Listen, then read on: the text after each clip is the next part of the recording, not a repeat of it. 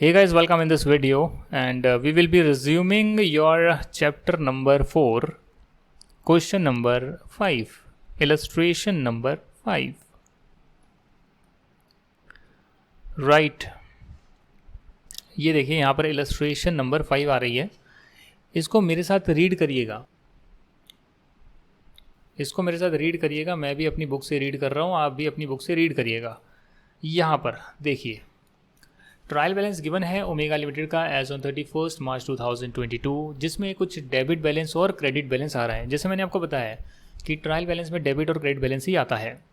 अब इस डेबिट और क्रेडिट में कुछ होंगे P&L के आइटम्स और कुछ होंगे बैलेंस शीट के आइटम्स, क्योंकि सभी प्रकार के लेजर जो हैं वो ट्रायल बैलेंस में शो होते हैं.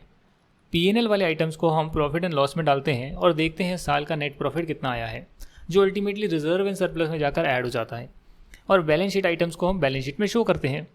तो यहाँ पर लैंड है, प्लांट एंड मशीनरी है, ट्रेड रिसीवेबल है, इन्वेंट्री है, बैंक है, एडजस्टेड परचेजेस हैं, फैक्ट्री एक्सपेंसेस है, एडमिनिस्ट्रेशन एक्सपेंसेस है, equity share capital, debenture, general reserve, P&L, security premium, sales, trade payables, provision for depreciation.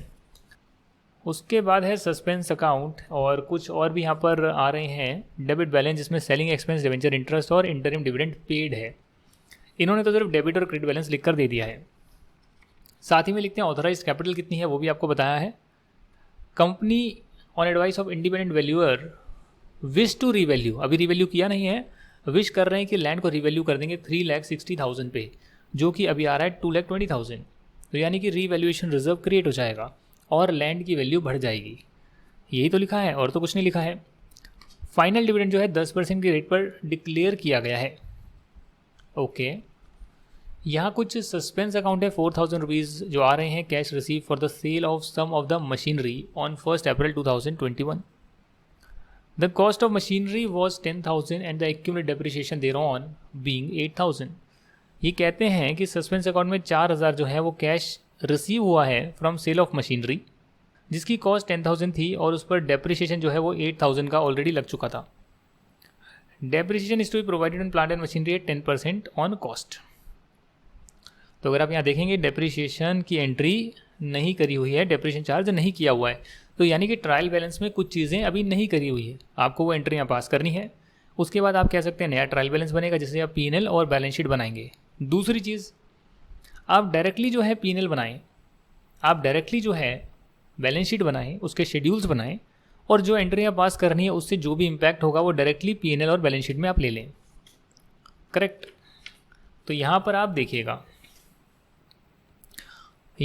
देखिएगा, you are required to prepare Omega limited's balance sheet as on 31 March 22 and statement of P&L for the year ended 31 March 22. ये भी एक बहुत important बात है जो students को नहीं पता होती है कि जब आप बैलेंस शीट बनाते हैं तो वो आप बनाते हैं as on a particular date, या फिर कई बार लिखते हैं एज दैट. और जब आप P&L बनाते हैं तो वो आप बनाते हैं फॉर द ईयर एंडेड 31 मार्च या जो भी है, ईयर एंडेड कि पूरे साल का P&L, पूरे साल की ट्रांजैक्शन, और बैलेंस शीट एक पर्टिकुलर डेट पर बैलेंस कितना आ रहा है. राइट. सेल्स आप करते हैं तो पूरे साल की सेल्स है, एक दिन की नहीं है. पर जब शेयर कैपिटल बताते हैं तो बोलते हैं इस दिन मेरी शेयर कैपिटल क्या है वो बता रहे हैं, इस दिन मेरी बोरिंग्स कितनी खड़ी हुई है वो बता रहे हैं, इस दिन मेरे एसेट कितने हैं वो बता रहे हैं. ये दोनों में डिफरेंस होता है. तो अब आपको अगर शेड्यूल 3 का बनाना है तो पहली बात तो ये है कि हमने जो एक्सेल में करा है आप उससे भी बना सकते हैं. दूसरा, आप मेरे साथ बना सकते हैं P&L वगैरह सब कुछ जो भी है, और हम उसे बनाएंगे फिर. करेक्ट. तो क्या करूं, यहाँ पर बनाऊं क्या P&L, statement of P&L, statement of P&L for the year ended 31 March 22. भाई देखिए, यहाँ पर आपको जो है बनाना है और जो भी कंपनी का नाम है वो आप यहाँ लिख सकते हैं ओमेगा लिमिटेड. तो ये आया आपका पर्टिकुलर्स और ये आया आपका नोट्स और ये आया आपका amount. Correct. Particulars, notes, amounts.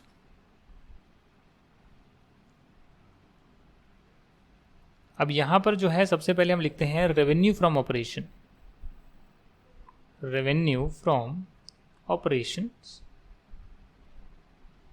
और अदर इनकम।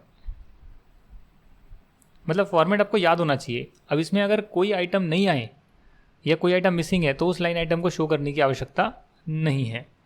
ये आपका आ गया टोटल रेवेन्यू ए, जिसको ए बोलते हैं ना। फिर आप यहाँ लिखिएगा एक्सपेंसेस। तो एक्सपेंसेस में जो है सारी चीज़ें आएगी।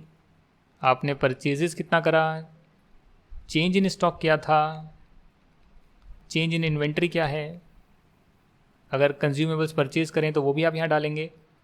उसके बाद एम्प्लॉय कॉस्ट होती है, एम्प्लॉय कॉस्ट होती है, फाइनेंस कॉस्ट होती है, डेप्रीशिएशन होता है, अदर एक्सपेंसेस होते हैं। करेक्ट। और ये आपको यहाँ पर डालने होते हैं जिससे आपके पास टोटल एक्सपेंसेस आते हैं।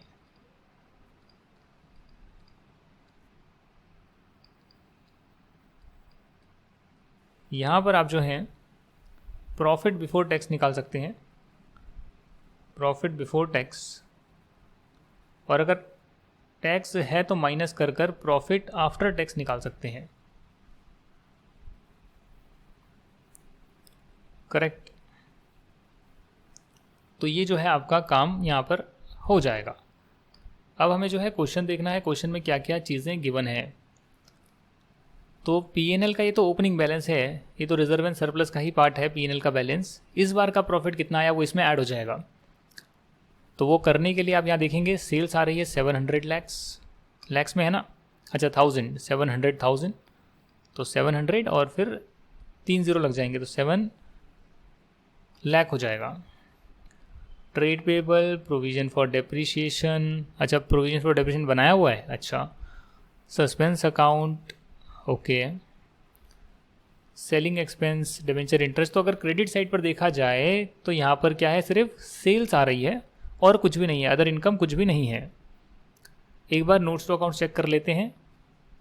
इसमें आप लैंड को रिवैल्यू करना चाहते हैं तो लैंड बढ़ेगा, रिवैल्यूएशन रिजर्व बढ़ेगा, दोनों ही बैलेंस शीट में डायरेक्टली बढ़ जाएंगे। पीएनएल से कोई नाता नहीं है।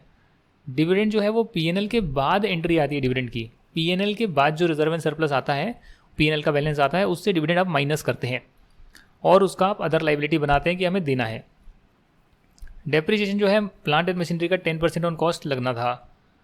तो यहाँ आप देख सकते हैं प्लांट एंड मशीनरी है 770 यानी 7,70,000, 10% बनेगा 77,000 नहीं।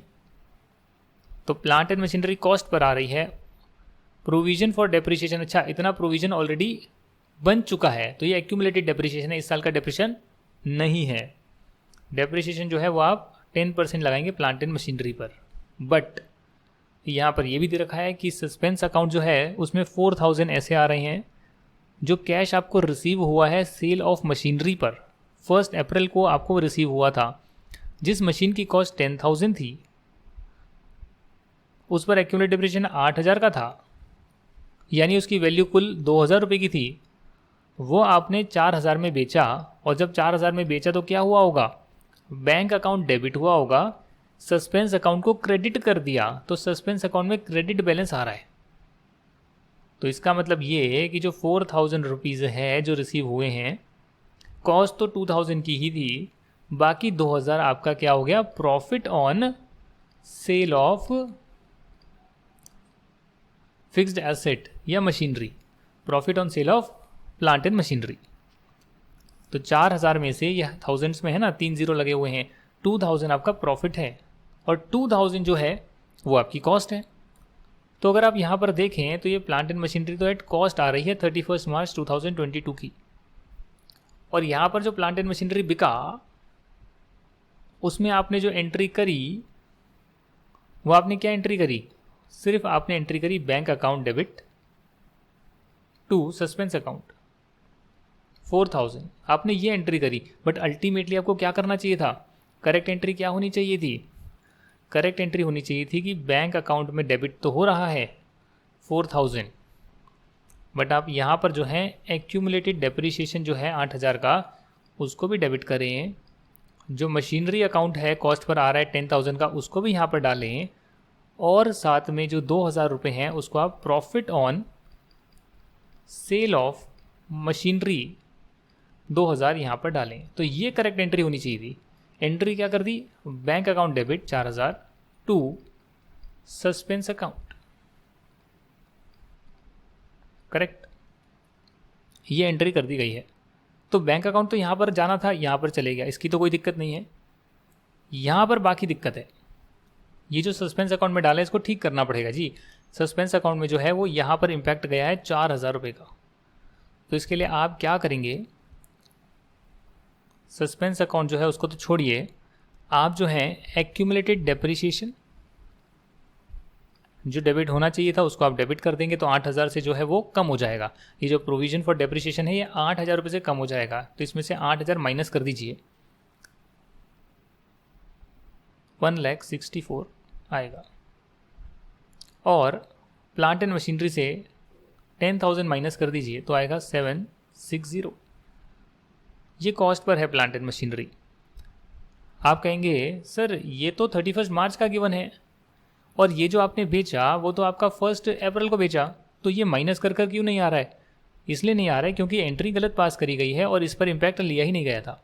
मैंने आपको समझाया कि एंट्री पास कर दी bank account debit to suspense account, तो प्लांट एंड मशीनरी को कम किया ही नहीं, जबकि एक्चुअली में जिस प्लांट एंड मशीनरी की 10,000 वाली वैल्यू थी वो हट चुकी है, तो उसको आप 10,000 से कम कर देंगे। सही एंट्री पास करेंगे ना, और जो प्रॉफिट है वो भी आप बुक करेंगे 2,000 का, और क्या करेंगे, सस्पेंस अकाउंट को डेबिट कर देंगे। यानी आपने एंट्री को करेक्ट कर दिया। सस्पेंस अकाउंट का क्रेडिट बैलेंस था वो आना ही नहीं चाहिए था, उसे डेबिट करा, एक्यूमुलेटेड डेप्रिसिएशन डेबिट करा, मशीनरी अकाउंट क्रेडिट करा और प्रॉफिट बुक करा 2,000 का। ये करेक्ट एंट्री होगी, जिसके बाद प्लांट एंड मशीनरी का बैलेंस हो जाएगा 760, प्रोविजन हो जाएगा 164 और प्रॉफिट जो है वो आएगा 2,000 रुपये का, जो कि आप अदर इनकम में शो कर सकते हैं। तो यहाँ पर 2,000 रुपये का प्रॉफिट शो कर सकते हैं और नोट नंबर डालकर आ सकते हैं आप, कुछ भी 6, 7, 8, 9, 10, बुक में जो है 6 डाला हुआ है, आप कुछ भी डालकर आ जाइएगा, सेकंड डाल दीजिएगा। वैसे बैलेंस शीट से 1, 2, 3 स्टार्ट होता है, तो यहाँ पर 6 नंबर आ रहा है, कुछ भी आप डाल दीजिएगा, मुझे कोई इशू नहीं है। ठीक है सर, यहाँ तक की बात समझ में आ गई है। अब जो है हम खर्चों की बात करते हैं, एक्सपेंसेस की बात करते हैं। तो यहाँ पर आप देखेंगे परचेजेस और एडजस्टेड परचेजेस का मतलब क्या हो गया। एडजस्टेड परचेज का मतलब है परचेजेस और चेंज इन इन्वेंट्री को पूरा का पूरा जो है एक बैलेंस ही दे रखा है, प्लस कर दे रखा है 3,20,000। तो आप यहाँ लिख सकते हैं एडजस्टेड परचेजेस और इसको हटा सकते हैं। फिर है एम्प्लॉई कॉस्ट आती है। वैसे एम्प्लॉई कॉस्ट जो है वो यहाँ गिवन नहीं है, तो इसके लिए आप जो है इसको ब्लैंक छोड़ेंगे या इसको हटा ही देंगे आप। उसके बाद जो है आपकी है फाइनेंस कॉस्ट। तो आप यहाँ फाइनेंस कॉस्ट देख सकते हैं, कुछ आपका डिबेंचर का इंटरेस्ट आ रहा है, तो ये आपका हो जाएगा फाइनेंस कॉस्ट, करेक्ट।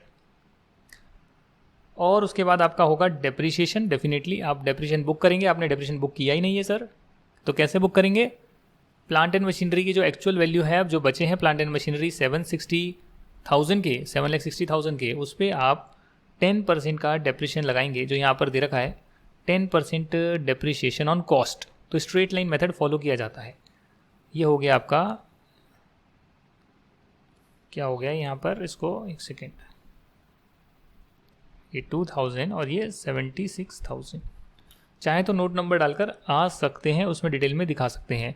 बाकी जो है आपके हैं अदर एक्सपेंसेस। अदर एक्सपेंसेस में जो है बाकी के सभी खर्चे आएंगे, तो कौन कौन से खर्चे बच गए उनको ऐड कर लो और इसका आप शेड्यूल बना लो ना सर, इसका आप शेड्यूल बना लो। जैसे मान लीजिए अदर इनकम है, तो आप अदर इनकम का जो है शेड्यूल बनाइए, पर्टिकुलर्स लिखिए और उसमें डिटेल डालिए। ठीक है जी। क्या दिखाएंगे यहाँ पर, यहाँ पर दिखाएंगे profit on sale of machinery 2,000, ये आप दिखा कर आ सकते हैं। इसकी कैलकुलेशन भी शो कर सकते हैं कि जो वैल्यू है बुक वैल्यू वो है 4,000 माइनस, सॉरी बुक वैल्यू है 2,000 माइनस 4,000 रुपीज़ जो है वो आपने उसमें बेचा, तो 2,000 का प्रॉफिट आया। आप ऐसे शो कर आ सकते हैं कैलकुलेशन, बुक में भी दिखाऊंगा क्लियर हैंड राइटिंग में। फिर आप जो है अदर एक्सपेंसेस का जो है वो नोट बना के आ सकते हैं, शेड्यूल बनाकर आ सकते हैं। तो उसमें आप क्या क्या लिखेंगे यहाँ से चेक करिए। Land, plant and machinery, trade receivable, inventory, bank account, purchases, factory expenses, factory expenses, ये सारे के सारे कहाँ हैं? अदर एक्सपेंसेस में आएंगे। 60,000। Administration expenses 30,000। Admin expenses, selling expenses,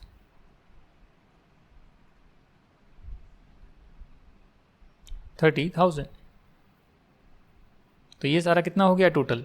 और तो कुछ है नहीं ना। डिबेंचर इंटरेस्ट तो आपने डाल दिया इंटरेस्ट में, फाइनेंस कॉस्ट में, और इंटरिम डिविडेंड पेड जो है वो तो आपका पीएनएल के बाद आइटम आता है।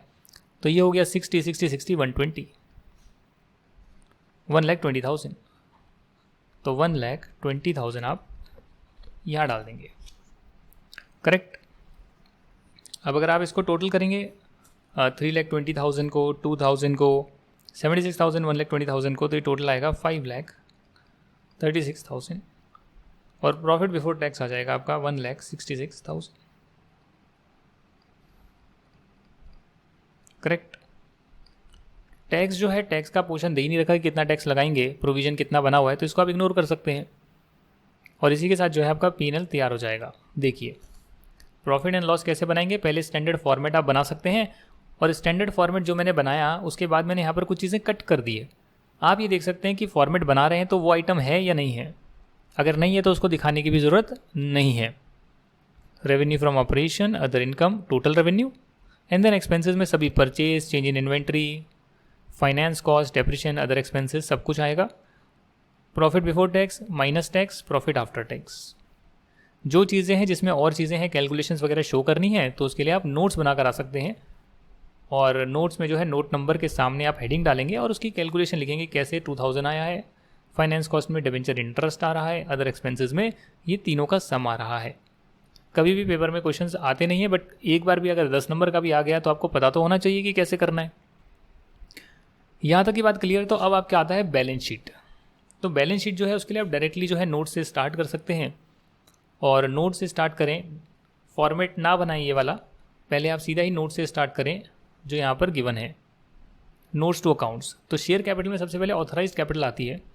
ऑथराइज्ड कैपिटल आपको दे रखी है तो आप पूरा लिखेंगे authorised share capital 40,000 share of 10 rupees each, ऐसे लाइन डालकर पूरा डालकर आएंगे। फिर इशूड सब्सक्राइब कितनी है, कॉल्ड कितनी है, वो है 30,000 शेयर्स ऑफ 10 रुपीज़ ईच। ये कहाँ गिवन है? क्वेश्चन में गिवन है सर। ये देखिए ऑथराइज्ड कैपिटल है 40,000 शेयर ऑफ 10 रुपीज़ ईच। और उसके बाद इक्विटी शेयर कैपिटल जो इशूड होगी वही तो ट्रायल बैलेंस में आ रही होगी, वो है 3 lakh rupees, 30,000 share of 10 rupees each, क्योंकि एक शेयर 10 रुपये का है। उसके बाद आपका रिजर्व एंड सरप्लस है, जिसमें जितने भी बैलेंसेज हैं वो आप यहाँ पर शो करेंगे, जैसे कि general reserve, PNL account, securities premium account, ये तीनों को आप यहाँ शो करेंगे। Security premium account, general reserve, correct, और पीएनएल अकाउंट, ये 3 आ गया। और भी कुछ है ज़रा एक बार देख लेते हैं। नहीं, और कुछ भी नहीं है। जनरल रिजर्व है, पीएनएल है, सिक्योरिटी प्रीमियम अकाउंट है, ये 3 चीज़ें आ रही है, करेक्ट। ठीक है सर। इसके बाद आपने जो है रीवैल्यूएशन रिजर्व क्रिएट करा है। आप जो है लैंड की वैल्यू 360 लाख कर रहे हैं, जो कि अभी 220 पर आ रही है। आप देख सकते हैं यहाँ पर 220 लाख की वैल्यू आ रही है, और आपके नोट्स टू अकाउंट्स और आपके एडिशनल कमेंट्स में दे रखा है कि इसको रीवैल्यू करना है 360 लाख पे, यानी 3,60,000 पे। तो कहीं ना कहीं जो है लैंड की वैल्यू बढ़ेगी एसेट साइड पर, और कॉरस्पॉन्डिंगली यहाँ पर एक रीवैल्यूएशन रिजर्व क्रिएट होगा 140 लाख का। पीएनएल जो है ओपनिंग बैलेंस आ रहा है, आप उसमें ऐड करेंगे जो इस बार का और बैलेंस ऐड हुआ है, और जो भी इंटरिम डिविडेंड है वो अलग से, और फाइनल डिविडेंड है वो पूरा अलग से, जो 10% है वो आप पीएनएल के अमाउंट से यहाँ माइनस करेंगे, रिजर्व एंड सरप्लस में ही शो कर देंगे नोट्स में, और ये आपका पीएनएल का क्लोजिंग बैलेंस आ जाएगा। जो ये आपका डिविडेंड है उसमें इंटरिम डिविडेंड, जो आपका इंटरिम डिविडेंड है वो आप देख सकते हैं उसकी एंट्री ऑलरेडी आ रही है। एंट्री आने का मतलब क्या है कि आपने इंटरिम डिविडेंड अकाउंट डेबिट करा टू बैंक अकाउंट, तो बैंक से पेमेंट हो चुका, सिर्फ ये डेबिट बैलेंस आ रहा है जिसे आप पीएनएल के बैलेंस से एडजस्ट कर देंगे। हालांकि जो आपका फाइनल डिविडेंड है उसकी एंट्री ट्रायल बैलेंस में नहीं है, उसे तो ट्रायल बैलेंस के बाद बताया कि आप फाइनल डिविडेंड डिक्लेयर कर रहे हैं, तो इसके डुअल इम्पैक्ट आएंगे, एक आप रिजर्व से हटाएंगे, दूसरा आप करंट लाइबिलिटीज़ में शो करेंगे। तो जो भी ट्रायल बैलेंस में आ रहा है उसका एक ही इम्पैक्ट जाएगा सर, डेबिट का बैलेंस डेबिट में, क्रेडिट का क्रेडिट में। जो ट्रायल बैलेंस के बाहर आइटम आ रहे हैं उनके दो इम्पैक्ट जाएंगे। जैसे रिवैल्यूएशन रिजर्व क्रिएट करा तो आपने यहाँ पर रिजर्व क्रिएट करा, दूसरा एसेट साइड पर आपने ये 140 ऐड कर दिया, लैंड के ओपनिंग बैलेंस में ऐड कर दिया, तो ये क्लोजिंग बैलेंस आ गया। यहाँ तक की बात क्लियर है सर? तो बस उसके बाद आपको कुछ नहीं करना है, आप जो है मेन बैलेंस शीट बना सकते हैं जिसमें शेयर कैपिटल आप 300 लाख्स, रिजर्व एंड सरप्लस अभी हमने नोट्स में देखा कैसे कैलकुलेट करा है पूरा। और हमेशा ही रिजर्व एंड सरप्लस का पहले नोट्स बना लिया करें, नोट बना लिया करें instead of directly writing here. Long term borrowings trial balance से उतारें, long term borrowings debit balance किसी का आ रहा है या नहीं आ रहा है, तो debit debit debit debit balance, या क्रेडिट बैलेंस आएगा ना, लाइबिलिटी है, तो ये हो गया। ठीक है, 10% डिबेंचर है, debentures are always long term, कई सालों के लिए इशू करे जाते हैं, तो वो आपने यहाँ लिख दिया 200 लैक्स, 200 लैक्स, ये फिगर कवर हो गई, ये हो गया, ये हो गया, एक एक आइटम कवर होना चाहिए, ये हो गया, ये हो गया। ट्रेड पेबल्स, करंट लाइबिलिटीज में आएगा ट्रेड पेबल्स 52 और अदर करंट लाइबिलिटी जो आपने अभी बनाया फाइनल डिविडेंड का 30,000, ये आपकी लाइबिलिटी साइड आ गई है। सिमिलरली एसेट साइड पर जो है अभी ये चेंज आया है, अमेंडमेंट आया है सर, जिसमें हम यहाँ प्रॉपर्टी प्लांट इक्विपमेंट दिखाते हैं इंस्टेड ऑफ फिक्स्ड एसेट। तो प्रॉपर्टी प्लांट इक्विपमेंट आप शो करेंगे instead of writing fixed asset, और उसमें टेंजिबल एसेट्स, इंटेंजिबल नहीं है, कैपिटल वर्क इन प्रोग्रेस नहीं है, इंटेंजिबल एसेट अंडर डेवलपमेंट नहीं है, तो सीधा सीधा टेंजिबल एसेट है जिसका नोट नंबर आपने 5 बनाया है। और टेंजिबल एसेट में आपका आएगा plant and machinery and land. ठीक है सर, आपका आएगा plant and machinery and land. Plant and machinery इतना है, लैंड इतना है, लैंड को रीवैल्यू करा गया है, डेप्रिसिएशन कभी लगता नहीं है, तो नई वैल्यू आ गई आपकी 360 लाख। प्लांट एंड मशीनरी जो है इसमें आपने माइनस नहीं करा, जो 10,000 रुपीज़ का यहाँ पे डिस्पोज किया गया है, तो उसकी एंट्री पास करेंगे, और डेप्रिसिएशन जो लगा है वो आप माइनस करेंगे, डेप्रिसिएशन आप माइनस करेंगे। कितना है डेप्रिसिएशन सर? एक्यूमुलेटेड डेप्रिसिएशन है ये, यानी 172 लाख प्लस जो डिस्पोज किया उस पर भी बनता था 8,000 और नया डेप्रिसिएशन है 76,000, टोटल एक्यूमुलेटेड डेप्रिसिएशन माइनस करेंगे तो नेट वैल्यू आएगी 520,000। और ऐसे कर कर जो है आप यहाँ पर शो करेंगे 880,000। इन्वेंट्री का बैलेंस आ रहा है आपके ट्रायल बैलेंस में, और ये है 86,000। फिर ट्रेड रिसीवेबल आ रहे हैं, बैंक बैलेंस आ रहा है, वो सब आप यहाँ शो करेंगे।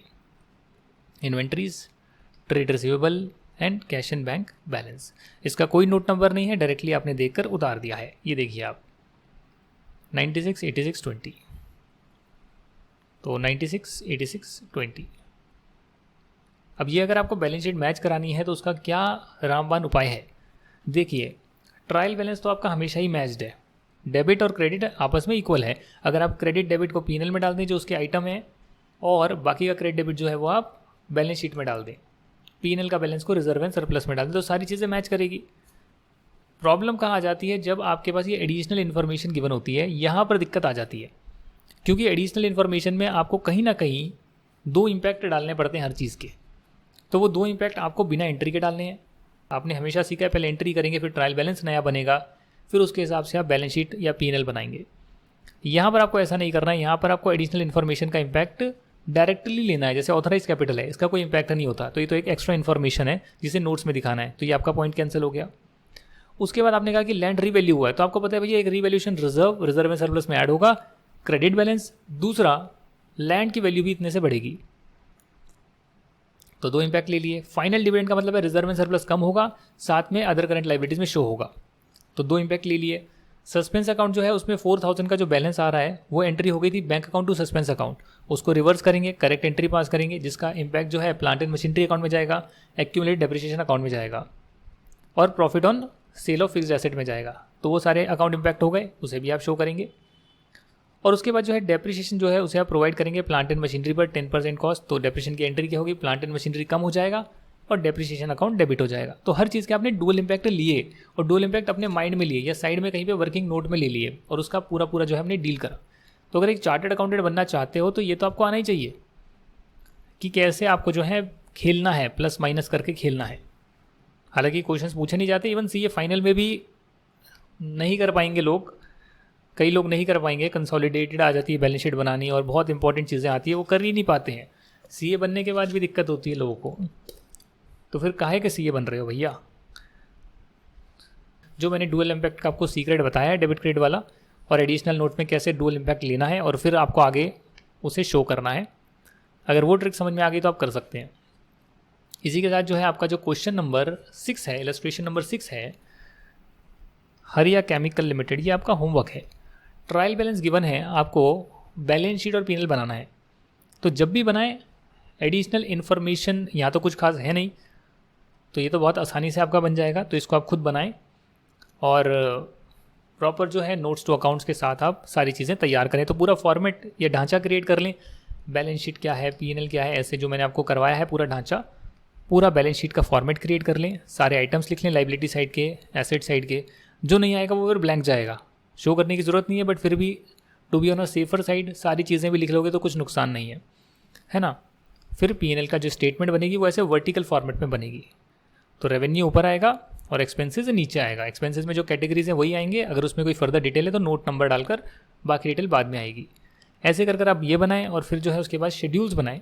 तो एक ढांचा क्रिएट कर लें पहले ही, करने से पहले। अगर ऐसा क्वेश्चन आता है 16 नंबर का, कॉम्प्रहेंसिव बनाएं, एक आधी लाइन बीच में छोड़ दें, कल को कुछ ऐड करना पड़ जाए तो उसे कर पाएँ। फिर यहाँ शेयर कैपिटल का, यहाँ रिजर्व एंड सरप्लस का शेड्यूल, लॉन्ग टर्म बोरोइंग का, अदर करंट लाइबिलिटीज़ का या अदर नॉन करंट लाइबिलिटी का। फिर प्रॉपर्टी प्लांट इक्विपमेंट का शेड्यूल बनेगा, प्रॉपर्टी प्लांट इक्विपमेंट को शो करोगे आप। और शेड्यूल का कोई स्टैंडर्ड फॉर्मेट नहीं है, उसमें बस ये बताया हुआ है आपके तो शेड्यूल 3 में कि आपको ये चीज़ें दिखानी होती है। अब वो कैसे कैसे दिखाओ वो तो ऑर्गेनाइजेशन पे डिपेंड करता है, राइट। तो प्रॉपर्टी प्लांट इक्विपमेंट का शेड्यूल दिखा दोगे। ट्रेड रिसीवेबल में अगर डेटर दे रखे हैं greater than less than 6 months, तो वो सारी चीज़ें जो है जो हमने डिस्कस करी है वो आप यहाँ पर बनाकर दिखाएंगे। इसमें कोई एडजस्टमेंट नहीं है, सिंपल सा है, डेबिट क्रेडिट बैलेंस है। ज़रा इससे आप बनाकर देखिएगा और ख़ुद से ट्राई करिएगा, जो गलतियाँ आ रही है उसको भी सॉर्ट आउट करिएगा। फिर इसका नेक्स्ट क्वेश्चन आ रहा है और इसमें जो है कुछ यहाँ पर एडजस्टमेंट्स गिवन है, ये कुछ एडजस्टमेंट यहाँ पर गिवन है। ये है आपका क्वेश्चन नंबर 7। इसके बाद क्वेश्चन नंबर जो 8 है उसमें बहुत सारी जो है एडिशनल इन्फॉर्मेशन गिवन है, राइट। तो मैं आपको जो है अगली क्लास में पहले क्वेश्चन नंबर 8 कराऊंगा, इसमें ज़्यादा एडजस्टमेंट है, और उसके बाद जो है हल्का फुल्का जो है आपके साथ ये इलस्ट्रेशन में डिस्कस कर लूँगा। इलस्ट्रेशन नंबर 7 ये मैं डिस्कस कर लूँगा और आपको होमवर्क दे दूँगा। तो एक मैं करा रहा हूँ, एक होमवर्क दे रहा हूँ, फिर कल एक और कराऊँगा, फिर एक होमवर्क दूंगा, और ऐसे आपका ये चैप्टर कंप्लीट हो जाएगा। ठीक है सर और मैडम, मेहनत करें, पढ़ाई करें। नेक्स्ट क्लास में मिलते हैं। Thank you so much, bye bye.